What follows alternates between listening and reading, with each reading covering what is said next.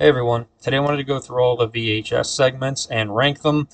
And I did one of these back whenever 99 came out, and I figured since there's been three since, let's do it again now with some of the segments I haven't talked about. Tell you what I think now that I've seen VHS Halloween that came out last week. Overall, I think the series is a lot of hit and miss.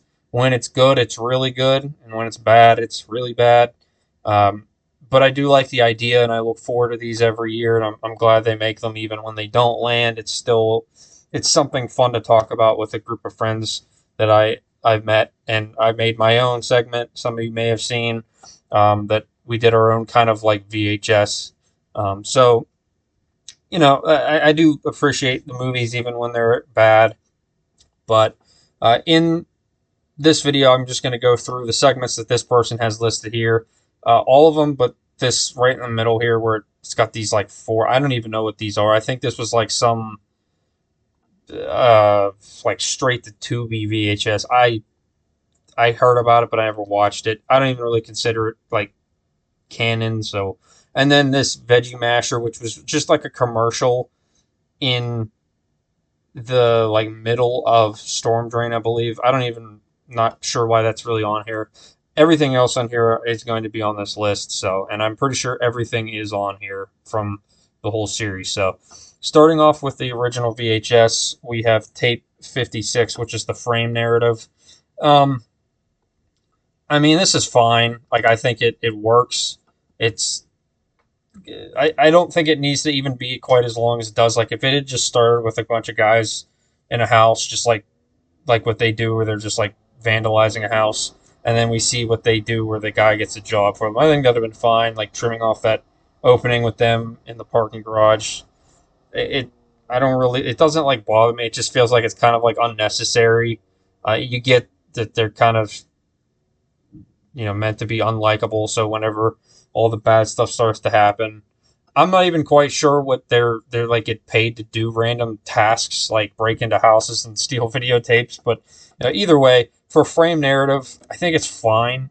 I don't think it's terrible. There's one on here I really don't like, and there's one that I actually do quite enjoy. This one's just fine. Like I'm kind of putting the frame narratives in their own uh, bracket of where like I can't really compare them to even the segments in the series because they're really only meant to tie together the whole thing. So, um, next is the first actual segment, Amateur Night. And this one is actually my favorite of the entire series. Uh, I thought maybe if I went back and watched a lot of these that like it would change, but I just still really like Amateur Night. I think the actress that plays Lily does such a good job of coming off as like both being attractive at first and then you're like noticing how weird she is, and then as it goes on you're like really uncomfortable, and then you see what she really is. She's this like vampire siren thing. And I like that. Now the guys in the segment, they start off as really unlikable, and that's kind of the point. Is they're going out and they're like recording their own amateur porno. They plan on like, getting some girls drunk, taking them back to the hotel, and filming it without them knowing. And they don't realize they bring home something that's not quite human. And so I think it works really well. I don't love the partying aspects in these movies, but I think for that one it makes sense, is because they're meant to not like these people. So, and then what happens to them is really entertaining. And when it's just Lily and the main guy with the glasses, I think it's great with him in the stairwell where she's like crawling down and she says, "I like you." Me and my friends that have seen the movie will like sometimes like say that to each other. My one friend Zane and I. So yeah, I really like that one. That one's probably not going to be topped ever, just because I just think that was such a good way to get me into the series that it's just stuck with me. Next is Second Honeymoon, and this is quite the opposite. So this one is going. It's probably like right in between D minus and F. I just feel like this one is like 25 minutes of just boredom for just like a very limited payoff. It's like you see a guy get stabbed in the neck after 20 minutes, and then two girls make out, and you get the realization that his wife was with the girl that had snuck into their apartment. It's just like it's not worth watching. Like I've seen this movie now like 4 times, and if I ever watch from start to finish again, I'm gonna really just probably sit on my phone for this one. I just don't like it. I don't really even have that much more to say about it. So next is Tuesday the 17th. This one is about a girl who brings some friends up to this like lake because a year ago her friends were all killed, and now she's trying to capture the killer and get. He's like some glitch, like video glitch. You can only see him with a camera. It's I don't even really think it's that interesting of a concept, but there's some stuff in it that is cool, I guess. It's like a digital version of like Friday the 13th where like the killer is a glitch. I don't know. This one's just kind of not ever interested me. Whenever I first watched this movie, I was like so hooked with Amateur Night, and then after Second Honeymoon and Tuesday the 17th, I was like, do I even want to finish? I'm glad I kept going because the next two I both think are pretty good. The Sick Thing That Happened to Emily When She Was Younger. I think that's the longest title in the series. I enjoy this one. I'm going to put it in a B. It's pretty close to actually a B plus because the first time I saw it, I was like pretty invested into what was happening, and like I didn't see the like twist coming of the boyfriend being involved in it. So the girl and her boyfriend are like Skyping or FaceTiming or whatever, and she keeps saying she thinks her house is haunted, and then she's saying she's got this weird like growth in her arm, and it turns out that there's this like these weird like ghost alien children that are in her house that like the boyfriend has been doing this with girls. I don't even I don't even know who thought of that, but I think it's pretty interesting. I think if it would have stuck with ghosts, I might have liked it a little bit more. But I still like the twist of like him using her as like almost like a host for his weird alien thing. Then he gets it out of her, and she then like gets tricked into thinking that there's something wrong with her. She's like covered in bruises, and she's got like an arm sling, and I think it's actually pretty well done. But next is 10/31/98. This is the last segment on VHS, the original. I'm gonna go B minus on that one. I like it, and I do think it has a pretty good ending to the whole movie with the guys getting trapped in the car and then the train killing them. Uh, Basically, it's these group of kids. They go to a Halloween party. They get the address wrong, and it turns out they walk into a house that's an exorcism is being performed on a girl, and they think that they're hurting this girl, so they help out. Well, then as they're leaving, it's like all this demonic stuff is happening, and then they get her in the car, and she stops the car on the train tracks, and they can't get out, and she's out of the car, and they get killed by the train. I think it's pretty good. Like I said, B minus. I think it's fitting. It's not like a favorite of mine, but I think in that movie it's really good. Comparing to at least Second Honeymoon and Tuesday the 17th. So now we're on to VHS 2, and the frame narrative in that one is tape 49. Uh, I think it's a little bit better than tape 56, so I'll go C plus. In terms of frame narratives, I think it's at least like you don't totally hate the characters, and I like that while they're still doing kind of like not totally moral stuff, they're not doing quite as bad stuff as the guys in 56. So where this one, it's like I don't know if they're a couple or just two coworkers that they get hired to do random things like, oh, this starts off with they're filming like either a guy cheating on his wife or a girl cheating on her husband or something, and they give it to whoever hired them. And then this one is they get hired to go inside of a house and I guess find a videotape, and they're going through the videotapes. So the girl is, and then she starts having a nosebleed and has a reaction, and she ends up dying. And long story short, there was somebody there watching beforehand, and he had shot himself, died. Well, then he comes back, and he's just like waiting there, and you see like the tape that was recording him was in the player, and then he ends up getting the guy who was left gets killed by the guy who shot himself in the head. Terrible description by me, but hopefully you understood. Anyway, um, yeah, I think that one's a very good enough wraparound. Next is Phase 1 clinical trials. This one's kind of crappy. I guess just no. You know what? I can't stand. The first time I watched it, I didn't mind it, but every time I watch it since, I like it less and less. The glitching in that is really annoying. The sound it makes, and the guy's not super likable. It just feels really bad acting. Um, and ultimately, the payoff is just kind of stupid. It's like a guy who gets a prosthetic eye, where it's basically a camera, and getting it's going through clinical trials. The doctors are watching every minute.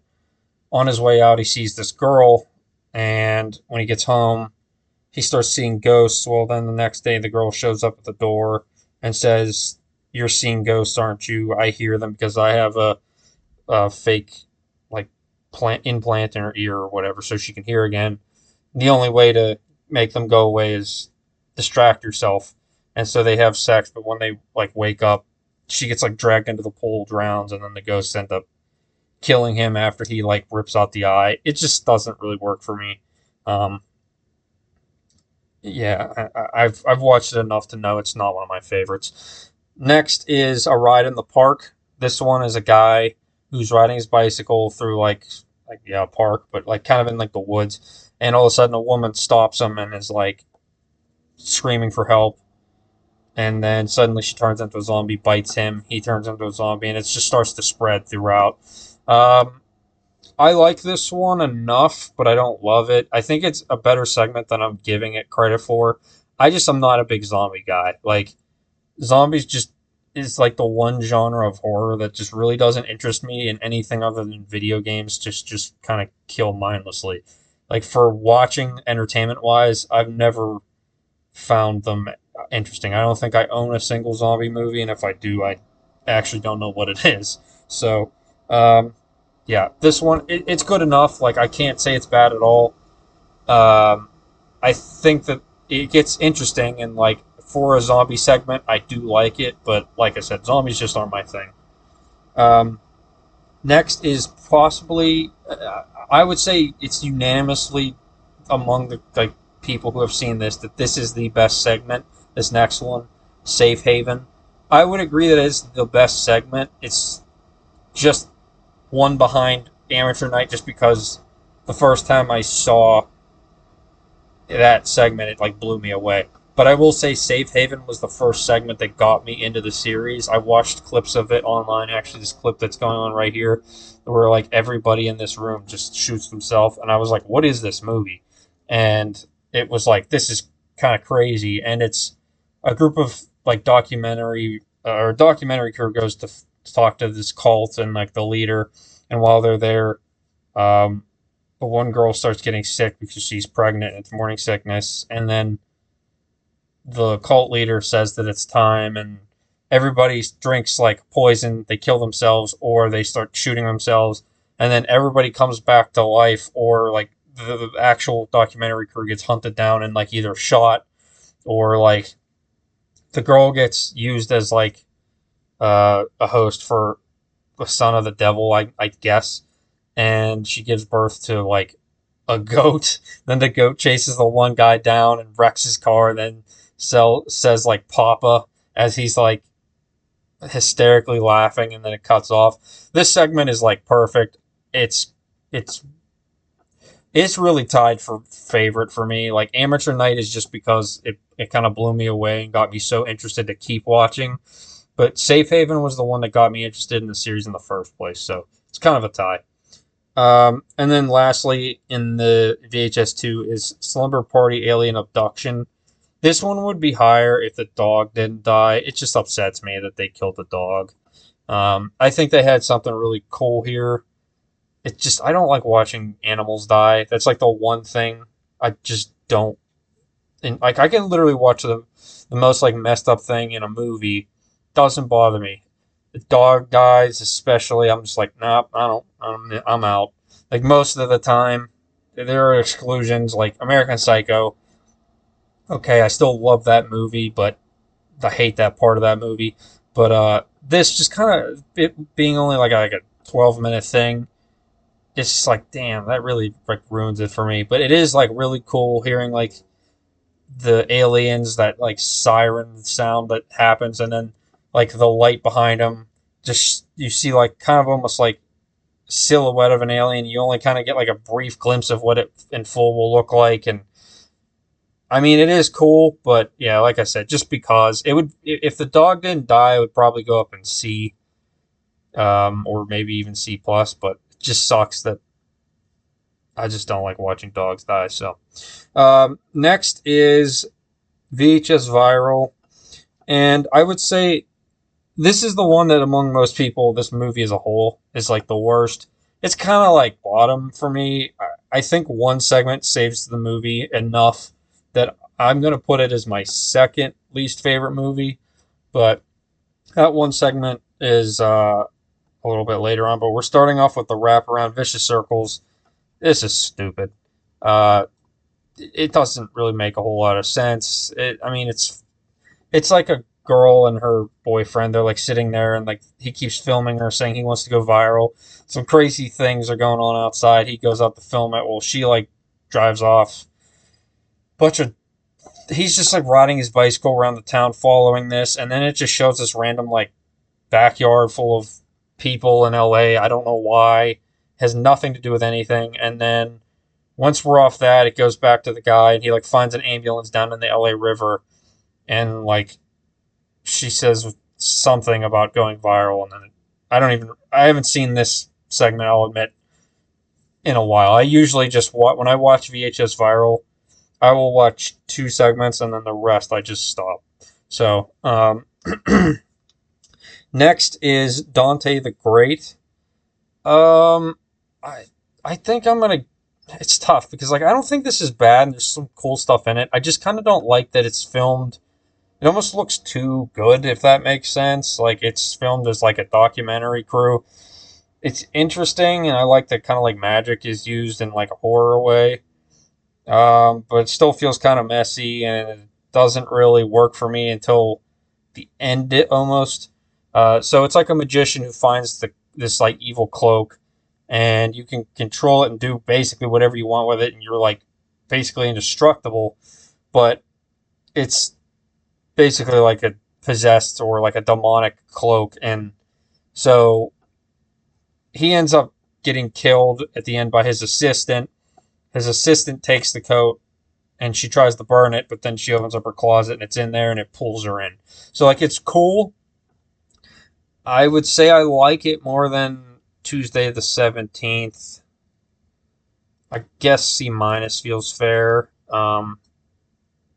That's like as high as I can give it. I feel like even that is like a little high, but it's all right. Like that's the one that I'll watch and be like, it's fine. Like I don't mind it. But the next one is the one that I actually really enjoy. It's not like a favorite, but I think because it's in this movie, it stands out so much more, and I think that's a benefit of it. Parallel Monsters, I think, is pretty interesting. And the first time I saw it, it's like both gross, kind of funny, but it's also like the visuals of some of the stuff is really cool. So it's a scientist who creates this like portal of like a parallel universe of when he opens it, he sees another version of himself, and on the other side, they're like talking to each other. They decide 15 minutes, we're gonna switch places, and you're in my universe, and I'm in yours. The main guy, I guess, the main version that we start off with, or the good one, goes in and goes into this world where like everybody is. It's almost like everybody's a monster. The men have like genitalia or like monster dicks, and the girls have like giant teeth, like gaping vaginas. It's weird, but it's like pretty interesting. And then he's all disturbed by it, so he tries to run, and I think he makes it back, but because of what his parallel version of him does, he tries to have sex with that guy's wife, but because he's got some monster gross dick thing, um, she gets freaked out. Well, he runs back to his world. His wife in there kills him, and then our good version runs back, and because his wife thinks there's something wrong with him, she stabs him to death. I think they both end up dying the same way, and it kind of fits because it's their death should be parallel along with their like life. It's just the universe around them. And I think it's a really interesting concept. Um, and I think it totally saves this movie for me from being unwatchable. I almost didn't buy it, but because Dante the Great for me is watchable, I don't really choose to watch it all that much. But I like parallel monsters enough that I'm like, all right, I'll sit through this movie or at least sections of it again. Um, Next, though, is possibly my least favorite actual segment, Bone Storm. It just feels really crappy. Like the acting doesn't make a whole lot of sense. It's like it's a bunch of skateboarders that go down to like Mexico, and one of them like gets cut and blood drips onto like a pentagram, and all of a sudden skeletons come out of nowhere, and they're like fighting skeletons, and one of them for some reason has a gun, and they just have no emotion to what's going on. Like their friend gets killed, and it just like doesn't phase them.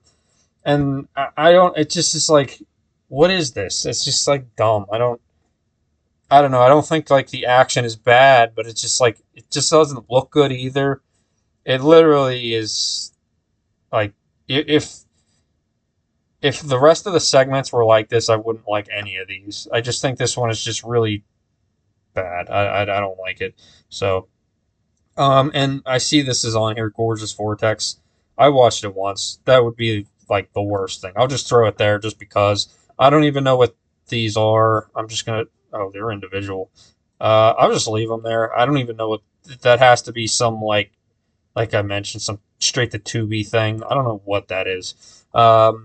So then we're going on to possibly my favorite in the whole series as a whole, the movie VHS 94.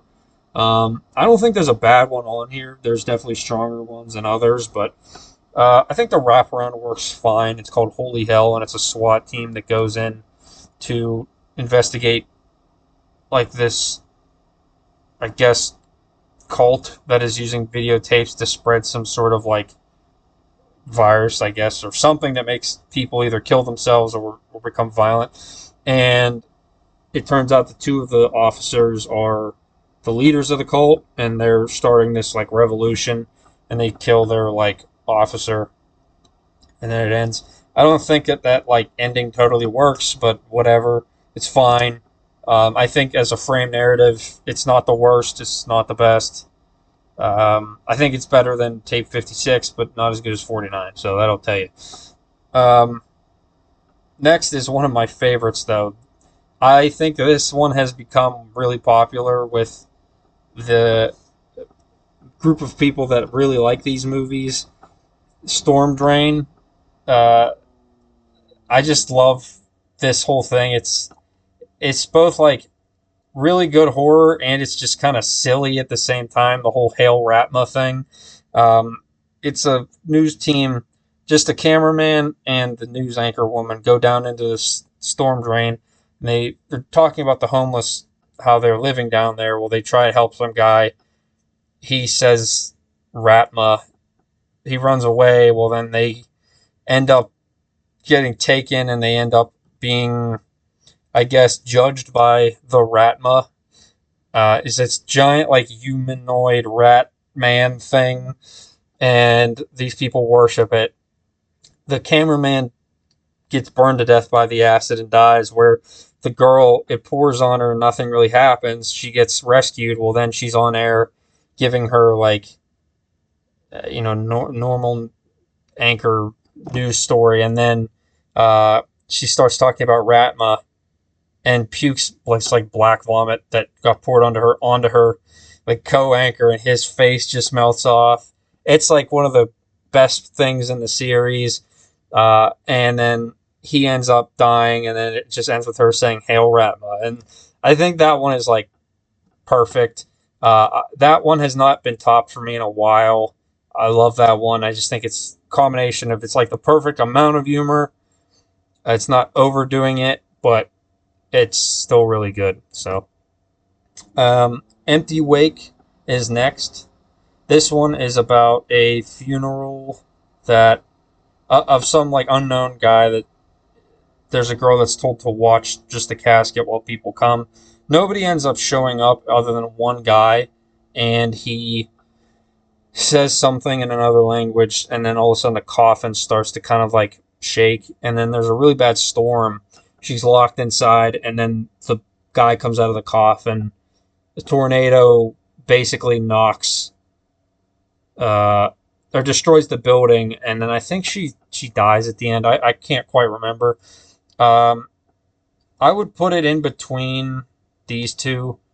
I really like the sick thing that happened to Emily when she was younger, and I think Empty Wake is pretty good, but like I don't like it as much as I did the first time upon rewatches. It's not quite as effective for me. And then the next one is funny because I started off hating this one the first time I saw it, and the more I've watched, I've grown to at least appreciate it, and I think it's really well done. And even though it's not quite my kind of horror, I think that it's really like interesting, and it's still actually pretty good for me. Not like I'll still watch it now, where before I was like I don't want to watch this. And then upon rewatching the movie as a whole, I was like, I was actually wrong on this one. I think it is worth the time, and I think the action is really good. Even though I more go to like these movies for the horror than the action, but it kind of reminded me of like in Resident Evil 8 inside of the robot factory if you've played that game. So it's the scientist is kidnapping people and turning them into like half robot, half human creature things, and like a SWAT team shows up, kills the guy, but he has like another plan and he locks the building down, and his one like monster comes to life and starts killing them. And our main character, who's like this girl with just like a camera for like the top half of her head, and then the rest is like just a mouth. We're following her, and she's like end up having to fight her way. She's got like a gun for an arm, and it's kind of cool. It feels like a video game. I don't think, like I said, it's like amazing horror, but I think it's just really well done. So I've got to put it in C plus. Probably put it there. It's kind of like tied with I think A Ride in the Park in the subject. I feel both the same on where I don't think I love either, but I think I appreciate both of them for what they're doing. And then next is the Terror, or maybe it's just called Terror. This is a group of like anarchists who are trying, or like anti-government, and they're trying to basically they're like planning on blowing up a building, and they found a way to do it because they've captured a vampire, and they use his blood to basically cause an explosion because in the sunlight it explodes when it's exposed to sunlight. So what they do, they were planning on putting it in this building and blow up the building. Well, they get drunk one night celebrating, and the vampire, they let him out. He ends up killing all of them, and except for the main guy in the morning, I think he's got. I don't know if he's got blood on. I don't remember how he ends up blowing up, but he ends up blowing up when the sun comes up, and that's the way it ends. It's not like amazing. I think it's probably the weakest of all of them in this, of like the actual segments in this one, but it's still interesting. The only part of this, like I said, I don't really like is the rabbit getting killed. I don't like animals dying, but I still think it's a pretty decent segment, and I think it's kind of has some fun in it whenever it like starts to kick off with the vampire, and it's a really unique take on what a vampire looks like. The scene where like they're walking through like a barn or something, and the guy gets pulled by like up by the thing's like mouth from like up top, and it's kind of interesting. So overall, I think VHS 94 would be my favorite movie because there's not a bad one in there. There's a really really good one, and a lot of like okay, but I would still take that over some of the other ones. So next is VHS 99, another one I overall really enjoy. I think it's got a few really strong ones and a few okay ones, with one really bad one that was kind of disappointing. So this doesn't have a frame narrative necessarily. It kind of does, but it links back to an actual segment, so I'll just talk about it then. So it starts off with the actual segment is Shredding, which is a band that they're like a fan of a band that had died in the fire in this club. Well, they go to this club and they're just a bunch of teenagers and they prank each other. Well, one of them doesn't really like it that he's getting pranked, and he doesn't like that they're doing this. It feels disrespectful, and he's afraid that they're gonna come, like that something bad is gonna happen.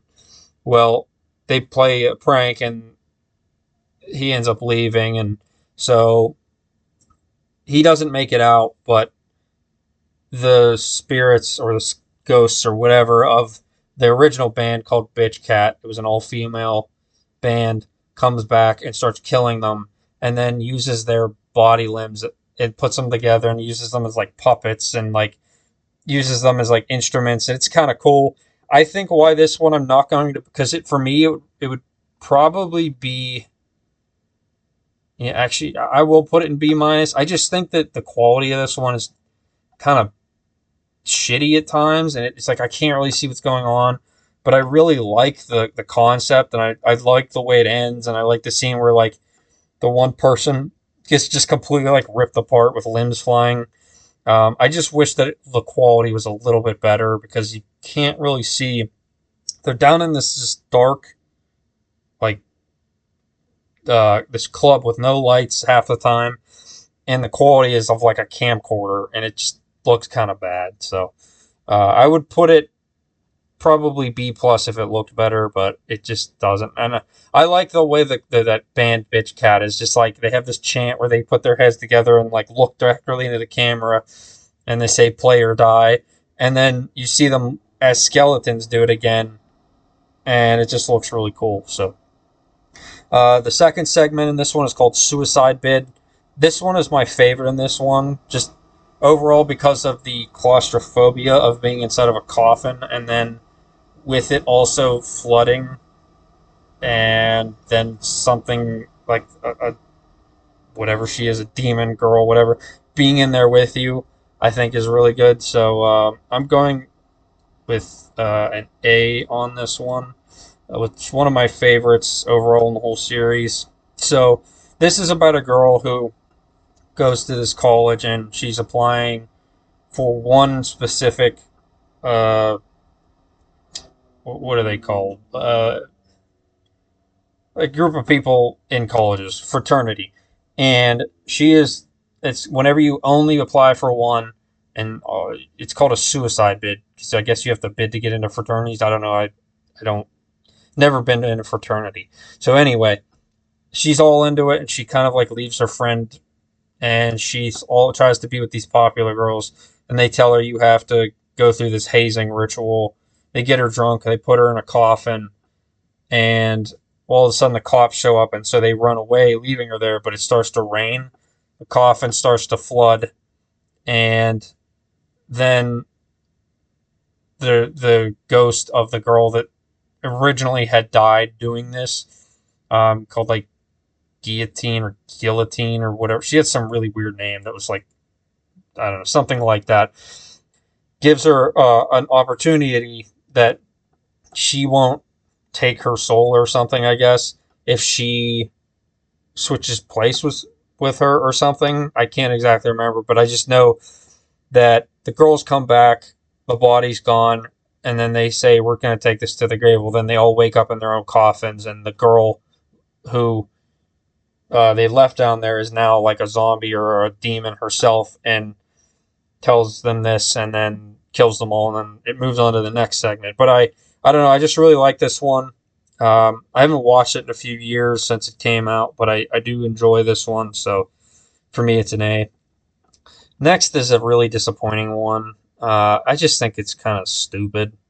It's a good idea in the first half, but then the second half, it's just like, this is dumb.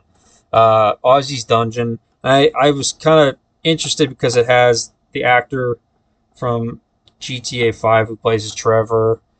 He's also in Breaking Bad as a character, or maybe it's Better Call Saul. I don't remember his actual name, but I recognized him, and whenever he was in a segment, and I knew it was about a kid's. It's basically uh, gone wrong of the TV show Secrets of the Hidden Temple from the '90s, and I grew up watching those like '90s kids game shows like that, and there was another one that I watched. And it was like kids would get slimed and stuff. Well, this is a kid gets like her leg broken, and the prize was the kids who if they whoever wins gets whatever they want. Well, that first half I enjoy. It's the second half I just don't like at all. It's like the family's torturing this guy and saying like, "Oh, you cheated us, and our daughter never got her wish. She broke her leg and has never been the same." Well, they're about to kill him, and he says, "I can get you your one wish."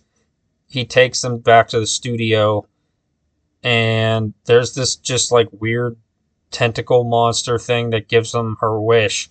But her wish is that everyone like would die, even her family. I just thought it was really stupid. Um, it's disappointing because I actually thought when I saw this one before the movie came out, I was like, "Oh, this one's gonna be cool," and then I just didn't like it at all. So, um, next is the Gawkers, and this is the one that was kind of the wraparound. Um, oops, I just there we go. I think this one's a C minus. I think it's a little better than Dante the Great, but eh, it's fine. So it's the wraparound is like a kid using stop motion with like soldiers, like a little army guys, and they get like run over by a tank, and then it's like he's him and his like brother and the brother's friends are like obsessed with this neighbor woman who's like they think she's hot and they watch her all the time. So they're like, "Hey, go over there and put a webcam on her computer, and we'll watch her undress." Well, she catches on to it, and she starts saying she's going to shower, and she starts taking off her clothes, but then she takes off her skin, and she's Medusa. It's an interesting idea, but it just feels a little too similar to Amateur Night, and she ends up turning them all to stone. It's cool and all. I think it's fine. I just think it's not that interesting overall. Like I just found it was like, I don't mind it. I don't think it's bad, but I just kind of was like, it just feels a little too similar to Amateur Night, where like a bunch of stupid guys trying to get involved with a girl or whatever. It turns out the girl's some sort of mythical creature. It's just like, yeah, it's pretty much the same thing and not done nearly as well. Next is a really fun one, To Hell and Back. I will put this one at the top of B plus. I really like that one.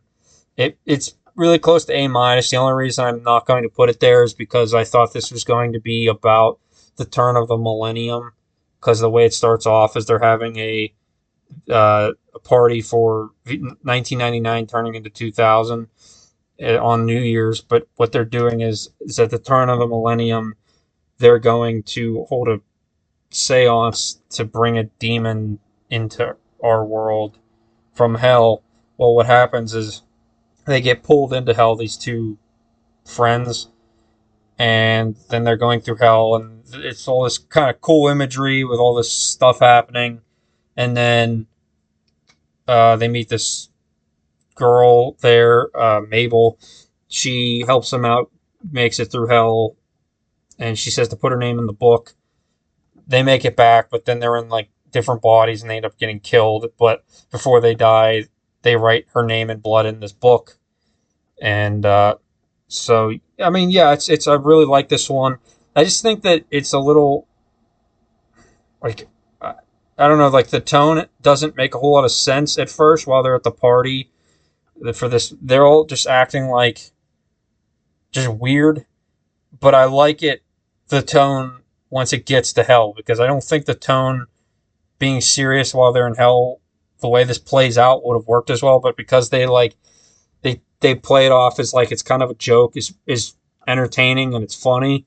Um, but it's just like before and after they're in hell, it just is like, this tone doesn't really make a whole lot of sense. So that's the only reason why it's like an A, or it's not an A minus, but it's a B plus. But I do think it's one of the best segments in the series. So next is VHS 85, which this whole movie, I got to be honest, I don't really like anything about it. Pretty much from start to finish, I've got to be honest, I don't really see much in it that interests me. Total Copy is the wraparound, and I'll give that an F. I'm just gonna go. I'll explain them, but this is my least favorite like segment, other than maybe this one from VHS Viral. They're both pretty bad, so I don't know. It really doesn't. You could just say they're tied. I'd probably say Total Copy's a little bit better, but I just think it's stupid. It's like a monster that these scientists are studying, and it's like a shapeshifter, and it takes the shape of one of the people, and then it kills them all, and then it uses their body to do exercises because they've been putting it in front of a TV that's been doing like Pilates or yoga or whatever, and it plays with their bodies, putting them into yoga positions. It's I don't know. I just didn't get into it. And then next is No Wake, which is part one of a two-part series or a segment. Um, I'd put this one in like C minus. Uh, Probably like there. I think it's like fine. It just this whole movie kind of like it doesn't. I don't know. It just kind of doesn't like work for me. At its best, it's fine. And like this one is like I don't hate it, and I don't think it's like terrible. It's an interesting, I guess, idea, but it's a group of kids that go to this lake. It says no swimming or no wake. They go in the water, and it's like the water is like this ability, like that if you're in the water from that point on, basically, you're immortal. Like you can't die. No matter what happens to your body, you could get totally mangled, and you'll still be alive. You'll just have whatever missing body part. If say you get your arm cut off, well, there's a person on the shore who starts shooting at them while they're in their boat, and the people that never got in the water they ended up dying, but the ones who were in the water they lived. And the one girl gets like her jaw blown off or something, and then like the one guy gets shot in like the chest. Um, and so it kind of just ends there, and then we get back to it later. But until then, we have two other segments plus the whole like wraparound thing happen, and the second actual segment is called God of Death. I've got to be honest, from like start to finish, almost at once like the earthquake starts, you can't see like what the hell is happening in this segment. Um, like I think it's okay at like the beginning and the end, but everything in the middle, it's just like a shaky, poor quality mess, and it's like in somewhere in South America, I can't remember where. Um, all of a sudden, there's this earthquake, and there's like a news anchor where like the person on air ends up getting like crushed, and then they trying to escape the building. The building's falling apart. They end up somehow like underground in like a tunnel, and they bring back like a ancient god, and the god I think ends up like I think killing all of them, or I don't even remember. I watched this whole movie only once, and I was just like, man, I don't like this movie. I unfortunately didn't like nothing in this will be that high. So this one, unfortunately for me, is an F2, along with the next one, TKNOGD, which is I believe Techno God. I guess slightly better, not much, but it's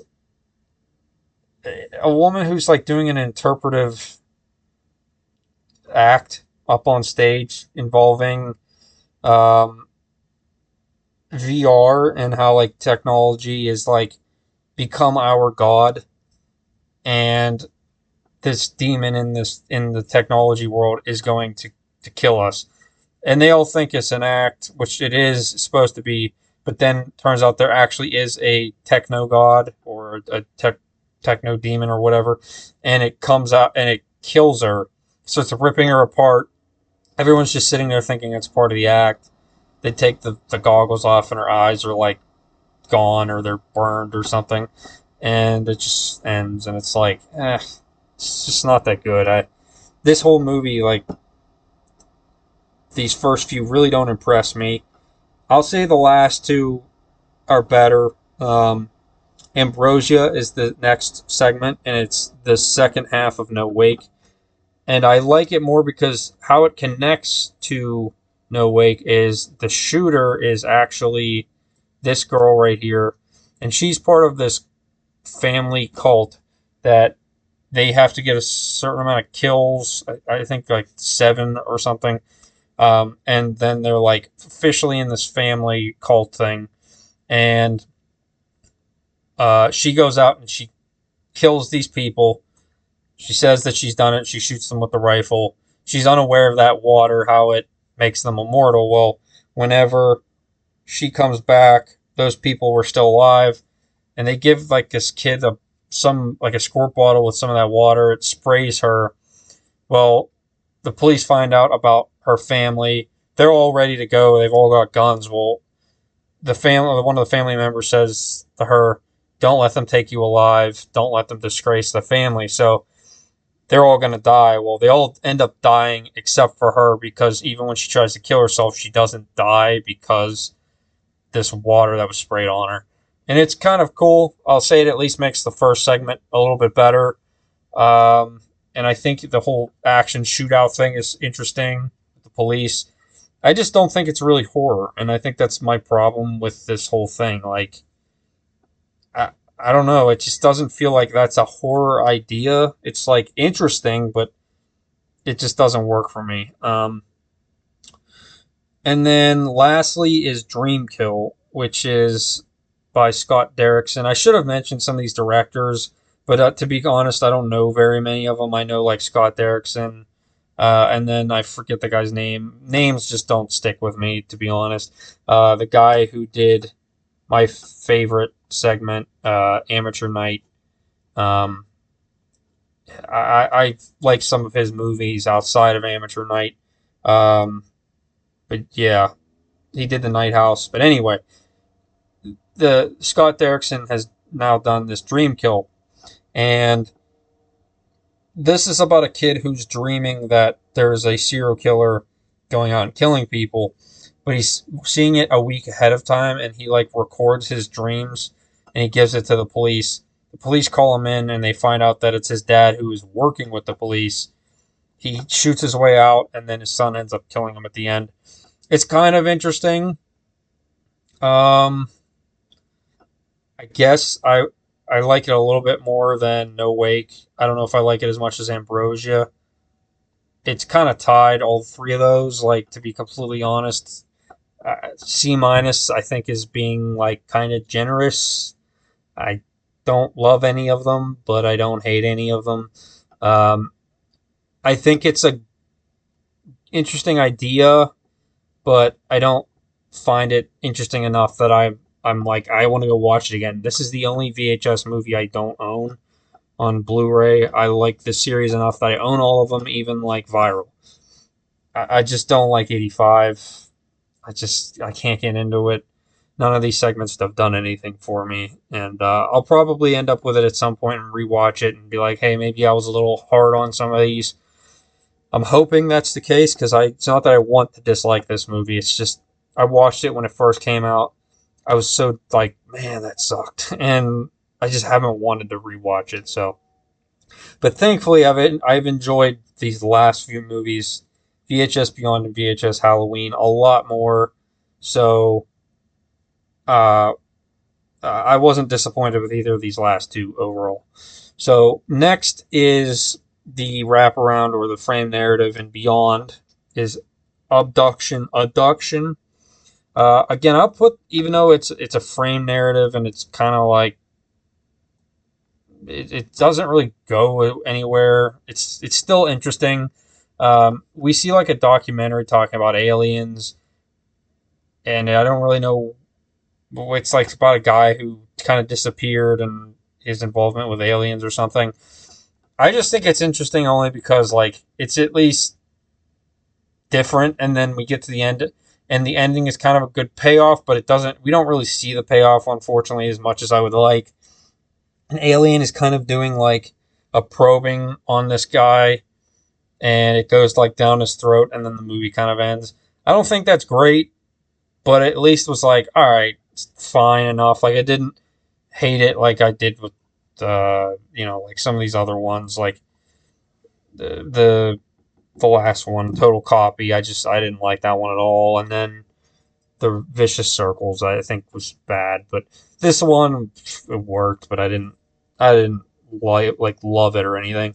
Um, I did actually forget. I don't know how I forgot. Stork was the last one that really impressed me in the series. I'm giving this one also an A+. So those might be like my top four. Like I would say those are my top four in the whole series. I really love these. If the quality of these were all like this, I would love all these movies. But um, what makes this one fun is it feels like Resident Evil mixed with some weird like stork thing. So it's a group of officers go to this house, and they all are like decked out in guns and weapons and stuff, and they break into this house. They're going after like a child kidnapper, and what they find in there is like not at all what they expected. Well, an alien stork that came down from whatever planet landed in an asteroid into the house, and is like taking people, turning them into like these weird zombie things, and then taking babies and like making them its own stork baby things. And it sounds kind of stupid, but it's great because the action is awesome. The camera on the side of the chainsaw as it's cutting the one zombie is like the coolest shot in that whole thing. I remember watching this segment when I first came out, and I was like, genuinely had a smile on my face, like, yes, this is like finally, after being so disappointed with VHS 85, like I got something here that like brought me back into like top five segments in the whole thing. Um, and not only that, but we got the voice actor who is Woods from Call of Duty as one of the officers. And I was like, that's Woods. I was like, I recognize that voice. I was like, that's got to be him. And him just being like the team captain going through and just killing all these zombies and then killing that stork at the end and stomping its head in. I was like, this is a great segment. I was like, I love this one. It's definitely top four for me. Those four are like pretty much tied. Like I will watch any of them and love them for all different reasons. I think they're all really unique, and I hope that we get more like those ones that just stand out for me. So, next is Dream Girl.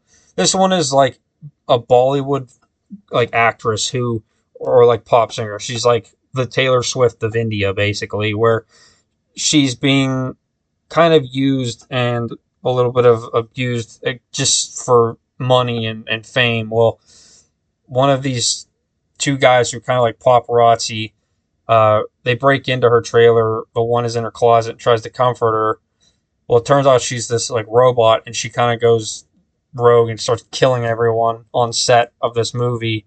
And it ends with her walking out, I think like wearing the face of one of them, and she's just covered in blood, and it just cuts there. I think it's fine. I think this one's like good enough. Like I don't mind it. I watched it once or twice and was like, yeah, that one's okay. It didn't blow me away, but I didn't dislike it in any way. It's literally like the middle ground for me. Like I want better than that when I watch these, but like it in no way I think it was bad. It wasn't my favorite. Next is Live and Let Dive. Um, Kind of an interesting nod to James Bond. I'm a huge James Bond fan. Those are my favorite movies. A little too close to the name, I think, but it's fine. Whatever. Um, Either way, I'm gonna go. I think top of B here. I really like this one. I think it's pretty good. I think it maybe goes on a little bit long there at the end, but I do like it. It's a group of skydivers who they crash into like an alien ship or something. They're flying, and all of a sudden these alien ships come and they crash into it. They all jump out of the plane. They're skydiving. When they hit the ground, some of them are already dead. But these aliens land and just start killing them all. And then it ends with one of them getting abducted. And I think it's pretty good. I like it. Um, I just think maybe like right at the end there it goes a little bit too long. But either way, like since I've rewatched, I still think it's perfectly fine. Um, I just think that overall there might be better ones for me personally.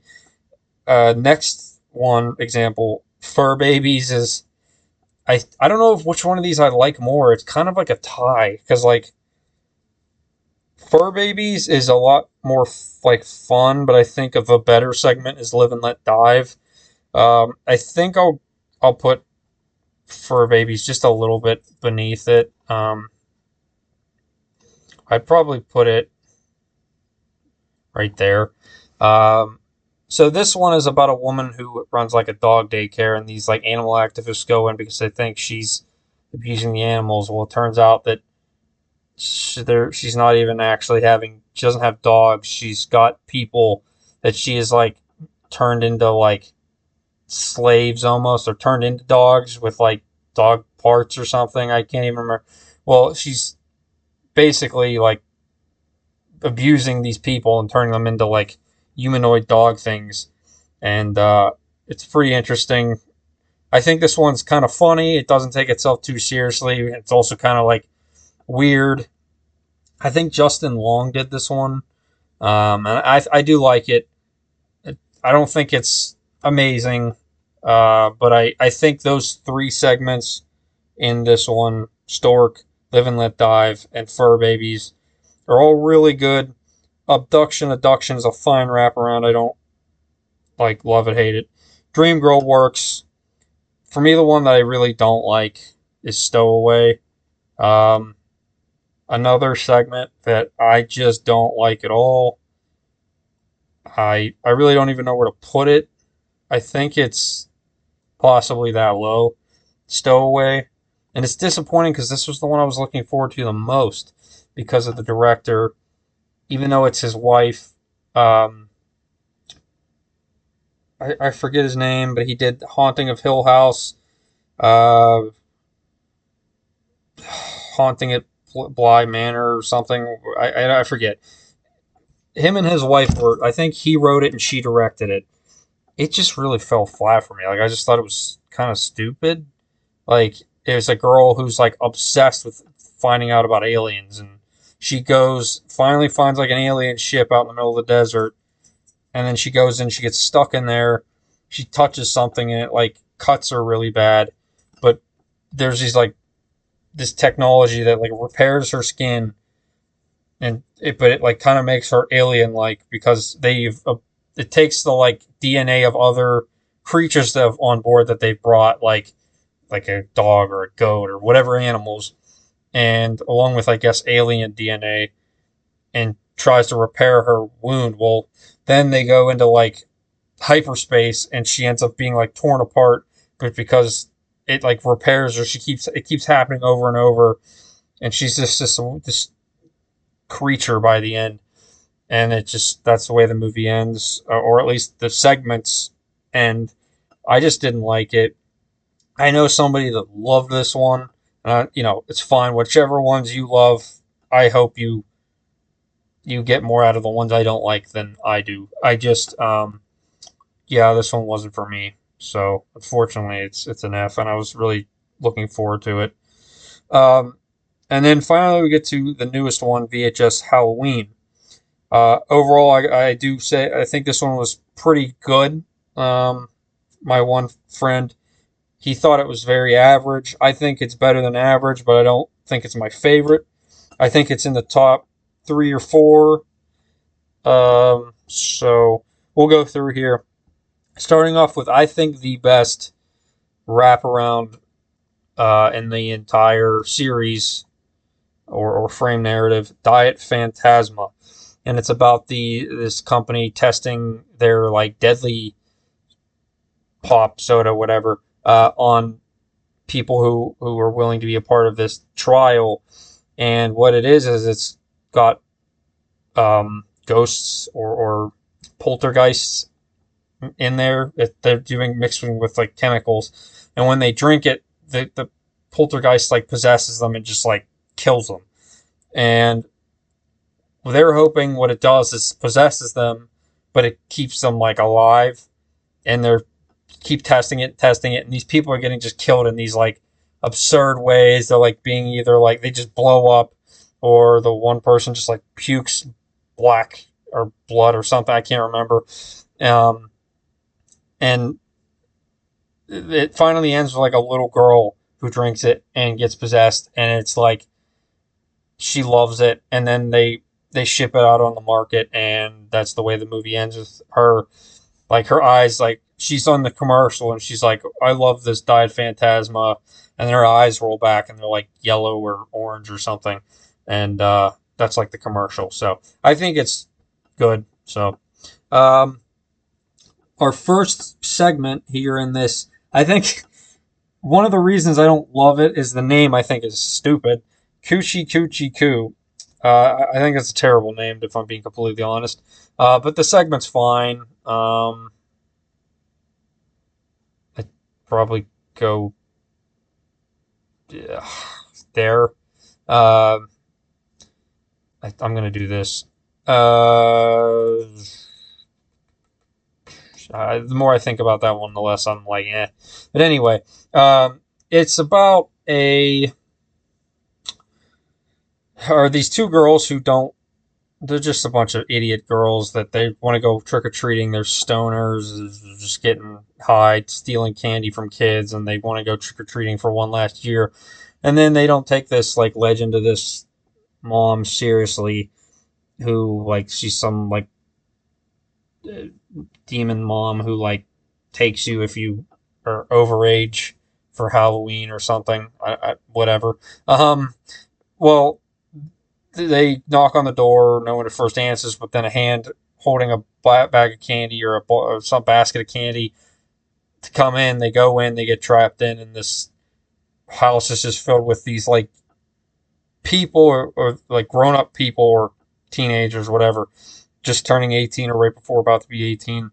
That when they drink this milk, they get like chubby faces and they like look like babies, and they like act like babies, but they're all like fucked up looking, and it's kind of cool. The like mom puts them in this trance with like a lullaby, and some of the cool things in it is like this girl is like being forced with like this mask and like a bottle of milk on the other end, and it's like a tube that just keeps pouring milk into her infinitely, and she's like puking it out, but it just keeps coming, and but she's so much in a trance she doesn't even realize what's happening. And then there's like a adult baby man thing that's weird, but then the mom has got like multiple nipples down her chest, and it's like she's almost like a cow. It's weird, but I don't know. I was glad. I hated these two girls, and that was a big part of why I wouldn't be higher. Those two girls are like probably the most annoying in the entire series. I was like, yeah, fine, kill them, whatever. And so that, I mean, you were meant to feel that way about them, but it was like, you'd think by the end you'd be like, oh, you don't want to see that happen. But I was like, kill them, please. I couldn't stand them. So yeah, I mean, interesting. A little close, I thought, to Stork and the idea of people going into a house, and it's like Stork being like considered the like baby, storks and babies, and then this is like a mother turning people into like human babies or whatever. It's almost the same, just similar thing, yet not too close. Kind of the same how I felt with the earlier segment, where the one works really well, and then again they kind of do something similar with Amateur Night, and then Gawkers. It just feels like a not as good copy, but still okay. So, and then next is one I thought was pretty interesting. it took a little while to get going, I'll say. So at first I was like not super interested until it gets to where it's going. It's called Uch Supra Seek Infra, which I think is as above, so below in Latin. Um, and it's this guy who comes to the police after his all of his friends have been killed, and something as bad has happened to him. Um, he takes them back to the scene after showing them this video, and there was a phone in the middle of the room that just suddenly appears, and it starts ringing. He answers the phone, people start convulsing, and all of a sudden, um, they flying up to the ceiling, and they're like stuck on the ceiling. And this is the term "as above, so below." It's like the same thing that is in heaven is the same in hell, but it's the evil version of it. Or I can't really describe it, but either way. So the guy who gets possessed, it's same thing happens again, but with the police officers, because he picks up the phone, or someone picks up the phone, and they all go flying up to the ceiling, but like an evil version of himself comes out, and he just starts killing them. He like gouges this woman's eye out, he sticks his thumb through her eye and plucks her eyeball out. It's pretty brutal. That they show it like she's on the side of her face, and the camera's right there, and you see a thumb go through her eye. And I have to say those like effects look real. And I was like, this is pretty good.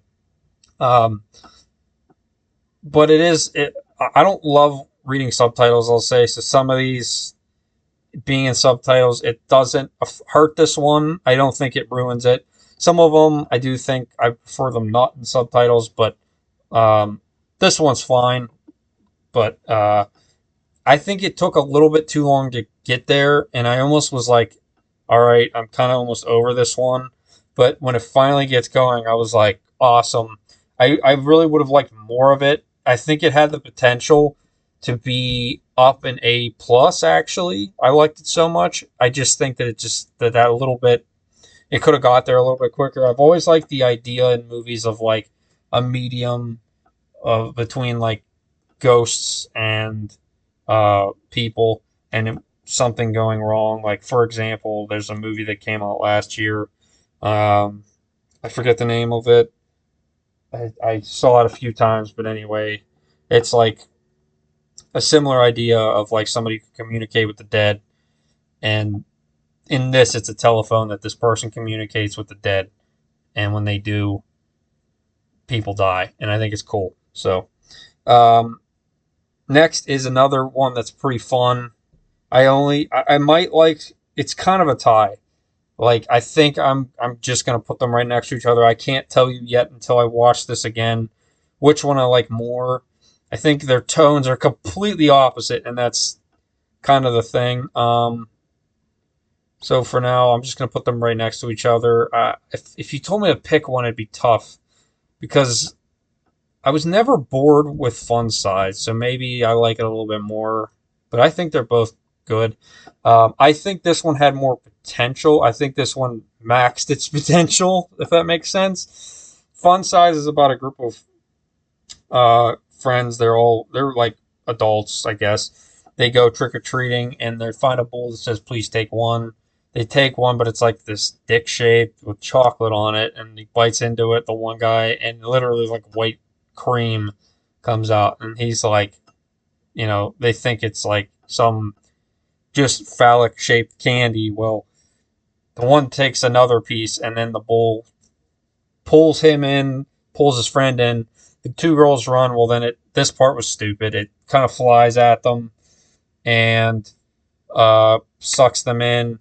Then there's this, as you can see here, this like mascot guy, this candy mascot guy, just kind of like following them around, and one of them ends up on a conveyor belt with like just his underwear on. He gets cut up into pieces, and his pieces of his body get covered in chocolate.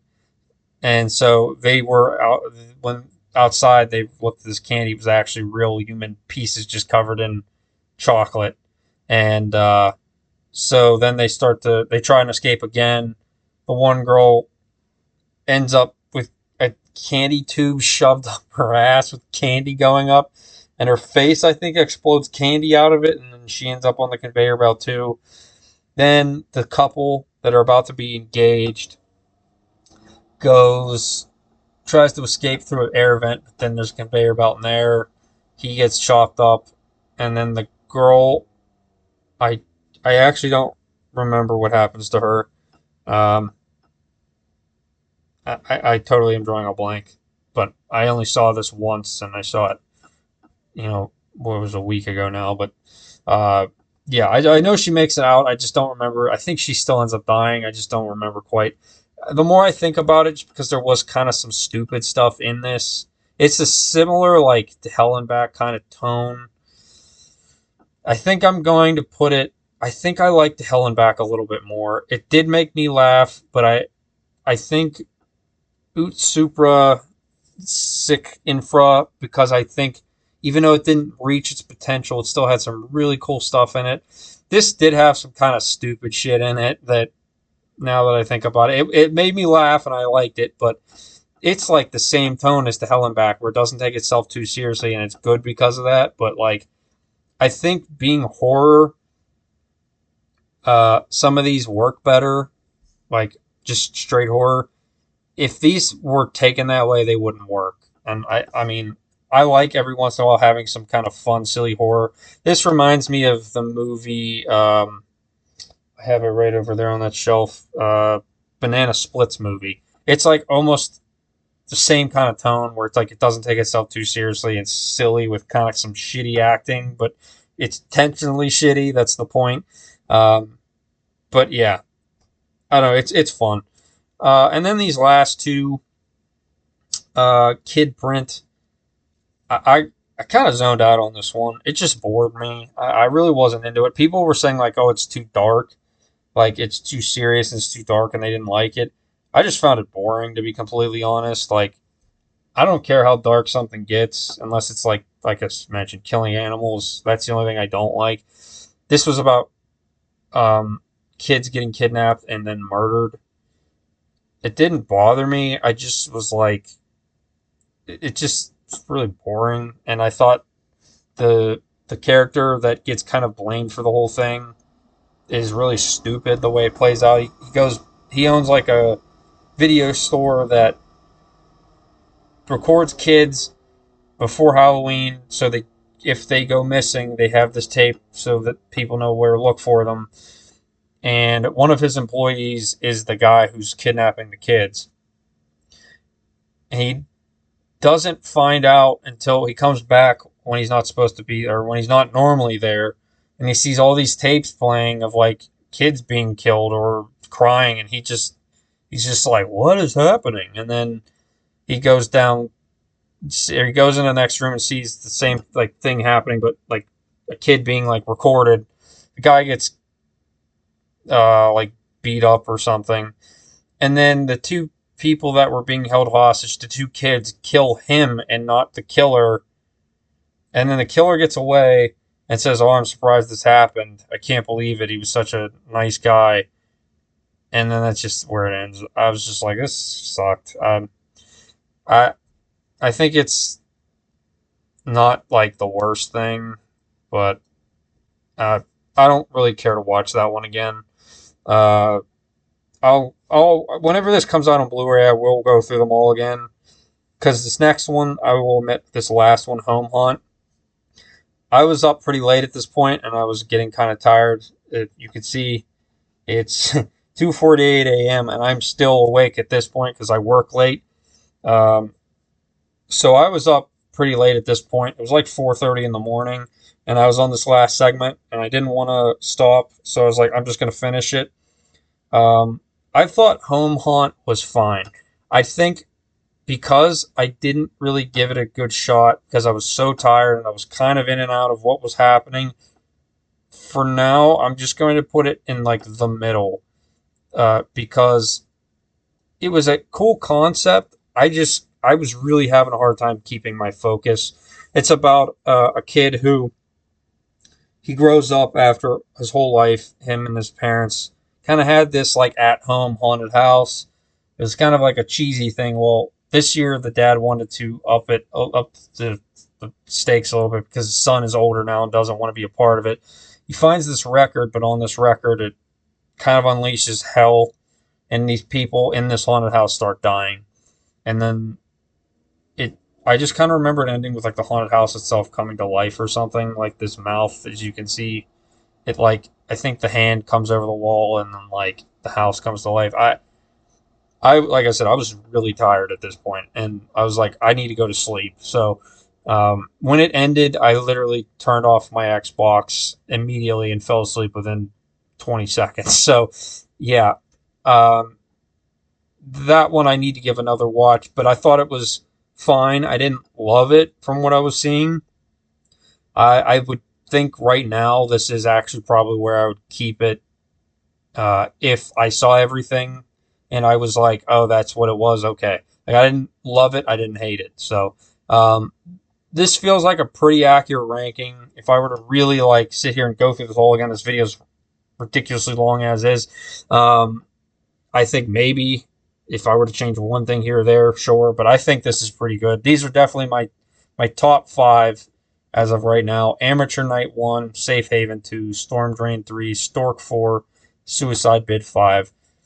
You could really, with these top first four, interchange them and, whatever.